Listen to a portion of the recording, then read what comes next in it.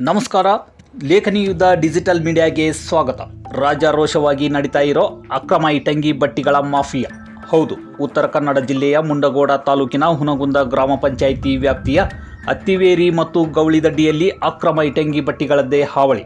ಆದರೆ ವಿಪರ್ಯಾಸ ಎಂದರೆ ಈ ಬಾರಿ ಕಳೆದ ಬಾರಿಗಿಂತಲೂ 10 ಪಟ್ಟು ಜಾಸ್ತಿಯಾಗಿವೆ.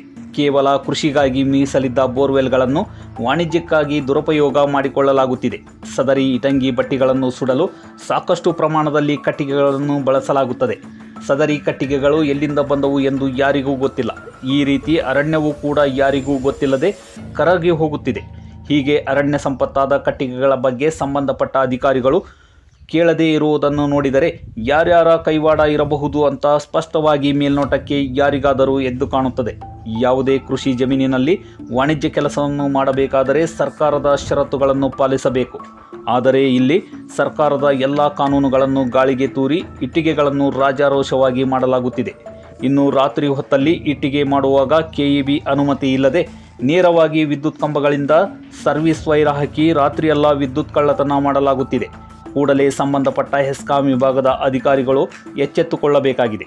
ಇದು ಕೇವಲ ಅತ್ತಿವೇರಿ ಗೌಳಿದೊಡ್ಡಿಯ ವಿಷಯ ಮಾತ್ರವಲ್ಲ. ಮುಂಡಗೋಡ ತಾಲೂಕಿನ 97 ಹಳ್ಳಿಗಳಲ್ಲಿ ರಾಜಾರೋಷವಾಗಿ ನಡೀತಾ ಇದೆ. ಈಗಲಾದರೂ ಸಂಬಂಧಪಟ್ಟ ಅಧಿಕಾರಿಗಳು ಎಚ್ಚೆತ್ತುಕೊಂಡು ಇಂತಹ ಇಟ್ಟಿಗೆ ಬಟ್ಟಿ ಮಾಫಿಯಾಗಳನ್ನು ನಿಯಂತ್ರಿಸುತ್ತಾರಾ ಕಾದು ನೋಡಬೇಕಾಗಿದೆ. ವರದಿ BS ತೋಟಯ್ಯನವರ್, ಮುಂಡಗೋಡ.